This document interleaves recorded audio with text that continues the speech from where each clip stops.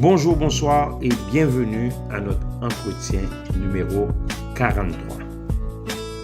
Aujourd'hui, je vais vous parler d'un proverbe qui est utilisé par plusieurs, mais qui est attribué aux mathématiciens, physiciens et philosophes français du 16e, Descartes est du 16e siècle, notre ami Descartes.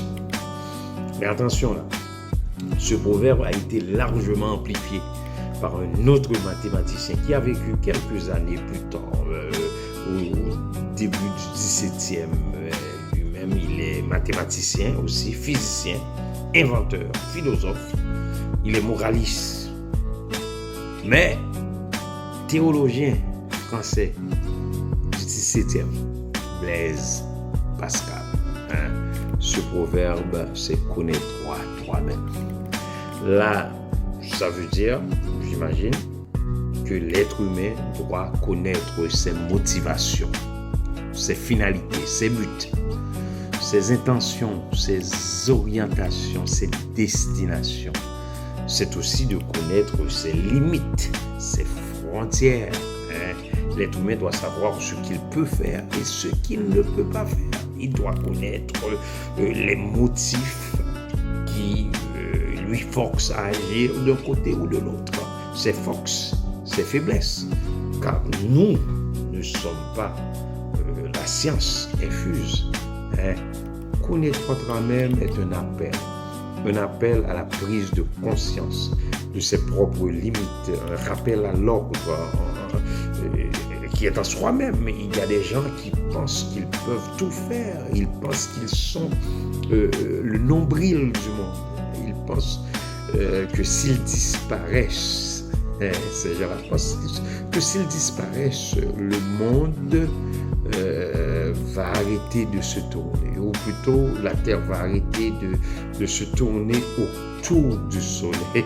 Mais non, ce que nous faisons en tant qu'humains ne va pas et ne peut pas changer complètement le monde, car le monde a déjà trop tourné sans nous.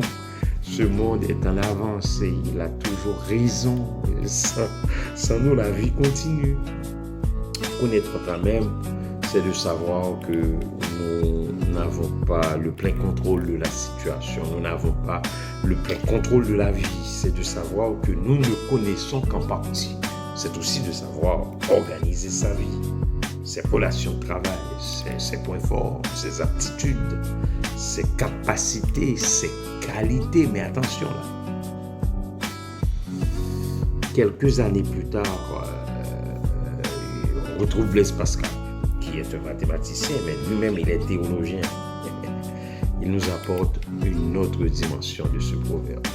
Il déclare, et je cite le grand mathématicien Blaise Pascal, il a dit: seulement en connaissant Dieu par Jésus qu'on arrive à se connaître soi-même.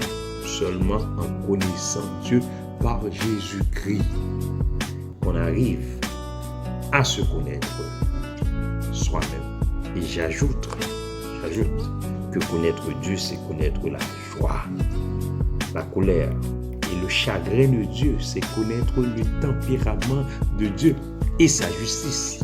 C'est connaître sa miséricorde. C'est de savoir que Dieu nous aime et savoir ce que Dieu déteste. C'est connaître les actions concrètes de Dieu, la réalité de Dieu, son omnipotence, sa véritable identité. Connais-toi toi-même, oui c'est bon, mais connaître Dieu par Jésus-Christ pour mieux se connaître est mieux. Clébert Jean-Charles vous a parlé. Au revoir et à bientôt.